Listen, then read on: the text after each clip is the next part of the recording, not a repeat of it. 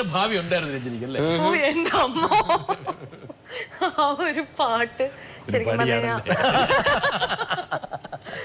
ഇത് ഈ പടം എനിക്ക് അഭിനയിക്കണേലൊന്നും കുഴപ്പമുണ്ടായിരുന്നില്ല. കാരണം എനിക്ക് പ്രാഡോ ഓടിക്കാൻ കിട്ടി. അത് മമ്മൂക്ക 2020 സിനിമയിൽ ഓടിച്ച അതേ പ്രാഡോ ആയിരുന്നു എനിക്ക് അതിൽ ഓടിക്കാൻ കിട്ടിയത്. അപ്പോൾ ശരിക്കും പറഞ്ഞാൽ അഭിനയം എന്നൊന്നും ഞാനൊന്നും പറഞ്ഞിട്ടില്ല. ഷാജി സാർ കറക്റ്റായിട്ട് പറഞ്ഞുതരും, അത് ഞാൻ ചെയ്യും, പോയിരിക്കും. അതിൻ്റെ അടുത്ത ദിവസം ചിലപ്പോൾ എനിക്ക് ഗാനമേള ഉണ്ടാവും, ഞാൻ പോകും. അപ്പോൾ ഒരിക്കലും ഇതെൻ്റെ ഒരു പ്രൊഫഷനല്ലായിരുന്നു. അത് കാരണം ആണെന്ന് തോന്നുന്നു ഞാൻ ഒരുപാടധികം എൻജോയ് ചെയ്തു. കാരണം അതെനിക്ക് ടൈം പാസിൽ എന്തോ ചെയ്യാൻ കിട്ടുന്ന ഒരു കാര്യം പോലെയായിരുന്നു. പക്ഷേ ഈ പാട്ട് ഈ പറഞ്ഞ പോലെ ഒരുപാടധികം പേര് വിമർശിച്ചിട്ടുണ്ട്, ഒരുപാടധികം പേര് നല്ലതാണെന്നും പറഞ്ഞിട്ടുണ്ട്. 2 ടൈപ്പ് ഓഫ് ഓഡിയൻസ് ഉണ്ട്. പക്ഷേ എനിക്കും ഇപ്പം എൻ്റെ ഏറ്റവും ഫേവറേറ്റ് ഒരു സോങ് ആണോ എന്ന് ചോദിക്കുകയാണെങ്കിൽ അല്ല, to be very frank. But എനിക്ക് ഈ ഒരു പാട്ട് ആ നേരത്തെ എൻ്റെ കരിയർ കുറച്ച് ഡൗൺ ആയിരുന്നു. പക്ഷെ ആ നേരത്തെ ദൈവം കൊണ്ട് തന്ന ഒരു കാര്യമാണ് റെഡ് ചില്ലീസ് എന്ന് പറയുന്നത്. ഒരു താലത്തിൽ എനിക്ക് വെച്ച് തന്നൊരു സമ്മാനമായിരുന്നു. കാരണം ഈ ഒരു പാട്ട് വെച്ചിട്ട് ഞാൻ 1.5 കൊല്ലം ഞാൻ ഗാനമേള. ഞാൻ വെറുതെ പറഞ്ഞില്ല, KG ആശുപത്രിയുടെ റൗണ്ടാണ് തീർച്ചയായിട്ടും രഞ്ജിനിയുടെ. ബിക്കോസ് ഓഫ് പേഴ്സണൽ റീസൺസ് എൻ്റെ കരിയർ കുറച്ച് ഡൗൺ. ഒന്ന് കാണിച്ചു കൊടുക്കണം കേട്ടോ എനിക്ക്. അത് കാരണം എനിക്ക് ഈ പാട്ട് എന്തൊക്കെ എൻ്റെ ഫേവറേറ്റ് അല്ലാന്ന് പറഞ്ഞാൽ ഈ പാട്ട് എനിക്കൊരു ദൈവതുല്യമായി തോന്നുന്ന ഒരു പാട്ടാണ്. അതിന് ഞാൻ എം ജയചന്ദ്രൻ സാറിനോ എവിടെയൊക്കെ എന്തിനൊക്കെയോ നിമിത്തങ്ങളുണ്ട്. എന്താ കാരണം വെച്ചാല് കീരിക്കാടൻ ഫ്രാങ്കോ ആയി മാറേണ്ട ഒരാള്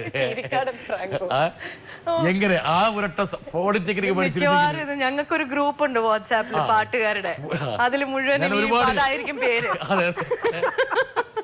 വരട്ടെ, ഒരാൾ കൂടെ വരട്ടെ. അച്ഛൻ്റെയും എൻ്റെയും ഒക്കെ അടുത്ത സുഹൃത്താണ് രഞ്ജിനിയുടെ ഹസ്ബൻഡ് രാം നായർ. ആൻഡ് അവർക്കൊരു മ്യൂസിക് കമ്പനി ഉണ്ട്, രുദ്ര റെക്കോർഡ്സ് എന്ന് പറഞ്ഞത്. ആൻഡ് അവർ ഹസ്ബൻഡ് ആൻഡ് വൈഫ്, അവരുടെ ഇക്വേഷൻ അവർ ഒത്തിരി മ്യൂസിക്കൽ എക്സ്പെരിമെൻറ്റേഷൻസ് ചെയ്യുന്നതാണ്. മോർ ഓവർ ദാറ്റ് രഞ്ജിനി ജോസിനെ പറ്റി പറയുകയാണെങ്കിൽ പുള്ളിക്കാരിയുടെ സ്റ്റേജ് അപ്പീൽ എന്നൊക്കെ പറയുന്നത് സത്യം പറഞ്ഞു കഴിഞ്ഞാൽ ഒരു സെലിബ്രിറ്റി ആർട്ടിസ്റ്റ് ആ ഒരു സ്റ്റാൻഡേർഡ് മെയിൻറ്റെയിൻ ചെയ്തുള്ള ഒരു ആർട്ടിസ്റ്റാണ്. അപ്പൊ എല്ലാ രീതിയിലും ഇനിയൊരു അപ്കമിങ് മ്യൂസിഷ്യന് ഉറ്റുനോക്കാവുന്ന ഒരു റോൾ മോഡലാണ് രഞ്ജിനി ജോസ്. എനിക്ക് ആ കൂടി മിസ്സസ് നായരോട് ചോദിക്കാനുള്ളത്, ഈ acting and singing, how do you balance all that, and where do you see yourself in the coming years? അന്നയുടെ സംഭാഷണം ഭയങ്കര അന്നയുടെ ശരിക്കും പറഞ്ഞ ആ കോട്ടയം ഭാഷയാണ് കേൾക്കേണ്ടത്. എന്റെ സാറേ പറ്റത്തില്ല, ചേട്ടനോട് അങ്ങനെ ചോദിക്കാൻ പറ്റത്തില്ല. ശരിക്കും ഭയങ്കര സ്വീറ്റ് ആയിട്ടുള്ള അന്നയെ കുറിച്ച് പറയാന്ന് പറഞ്ഞാൽ. രണ്ടാമത്തെ കാര്യം, നമ്മള് ചെറുങ്ങനെ ഒന്നും ഒരു സർക്കാസ്റ്റിക് ആയിട്ട് പറഞ്ഞൊന്നും മനസ്സിലാവില്ല. ഒന്നും മനസ്സിലാവില്ല. വളരെ വളരെ പ്ലെയിൻ ആയിട്ടുള്ള, വളരെ മനസ്സ് ശുദ്ധമായിട്ടുള്ള ഒരു വ്യക്തിയാണ്. എനിക്കറിയാം, കോളേജ് തുടങ്ങി എൻ്റെ ജൂനിയർ ആയിരുന്നു അന്ന, സമൃദ്ധയുടെ ഒക്കെ ക്ലാസ്മേറ്റ് ആയിരുന്നു. അപ്പോൾ അത് കഴിഞ്ഞിട്ട് പിന്നെ ചോദ്യം ഇതാണ്, അതെ എന്താണ്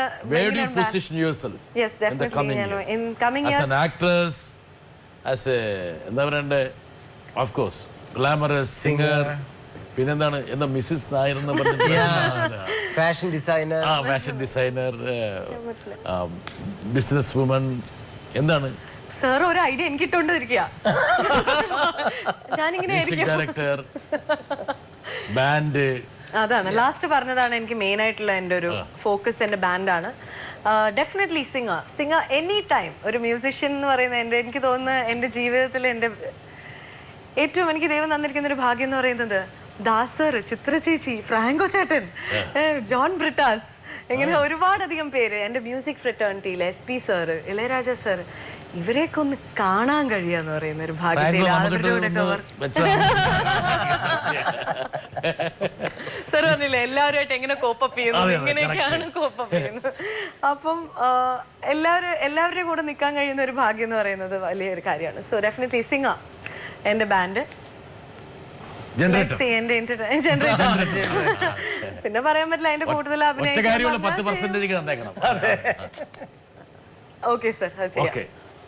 അതുപോലെ ബ്രിട്ടാസ് സാർ, ഞാൻ വളരെ നല്ലൊരു വിശേഷം പങ്കുവയ്ക്കാനായിട്ട് മറന്നു. നമ്മുടെ ഹിന്ദിയിലെ പാട്ടിനെ പറ്റിയിട്ട് ഒരു വാക്ക് പറയാനാണ്. തീർച്ചയായിട്ടും ഏറ്റവും വലിയൊരു ഭാഗ്യം കിട്ടിയതെന്ന് പറഞ്ഞു കഴിഞ്ഞാൽ ബോളിവുഡിലൊരു പാട്ട് പാടാൻ കിട്ടി എന്നുള്ളതാണ്. അത് കഷ്ടപ്പെട്ട് കിട്ടിയത് തന്നെയാണ്. ഒരു സുപ്രഭാതത്തിൽ വെറുതെ വന്നതല്ല. 2 മാസത്തോളം ഞാൻ ബോംബെയിൽ ഇതിൻ്റെ ഇടയ്ക്ക് ഇവിടുത്തെ വർക്കിൻ്റെ ഇടയ്ക്ക് പോയി നിന്ന് ഓട്ടോറിക്ഷയൊക്കെ വിളിച്ച് CDs ഓരോരുത്തർക്ക് കൊടുത്ത് അങ്ങനെ അവസാനം ഞാൻ അമേരിക്കൻ ഷോന് ഇങ്ങനെ MG സാറിൻ്റെ കൂടെ പോയിരിക്കുന്ന നേരത്തെ എന്നെ വിളിച്ച് ഈ ഒരു പാട്ട് പാടാനായിട്ട് എന്നെ വിളിച്ച്, ഒരു സ്ക്രാച്ച് പാടാനായിട്ട് വിളിച്ച്. അങ്ങനെ ഞാൻ നാട്ടിൽ തിരിച്ചെത്തി ബോംബെ പോയി സ്ക്രാച്ചൊക്കെ പാടി കഴിഞ്ഞിട്ടാണ് അറിയുന്നത് അശുതോഷ് ഗോവാറിക്കറിൻ്റെ പടത്തിലാണ് പാടിയതെന്ന്. ദീപിക പടിക്കോണിന് വേണ്ടിയിട്ടാണ് പാടിയത്. ഖേലെ ഹം ജി ജാൻസെ എന്ന് പറയുന്ന സിനിമയായിരുന്നു. നൈൻ തെരെ ഝുക്കെ ഝുക്കെ എന്ന് പറഞ്ഞ പാട്ട്. അത് പാടണോ? नैन तेरे झुके झुके क्यों है ये बता, कोई तो है मन में तेरे हमसे सखी ना छुपा, मैं ही क्यों बताऊं सखी पहले तो बता, चोरी चोरी आंखें तेरे सपनों में कौन बसा, हाँ नहीं चलेंगे तेरे मुझसे ये बहाने, दिल की बातें है लगी तुझसे तू छुपा ले, तुझको है कैसे ये पता, तेरे ही तो नैनों ने मुझसे सब है कहाँ, नैन तेरे झुके झुके क्यों है ये पता, कोई तो है मन में तेरे हमसे सखी ना छुपा.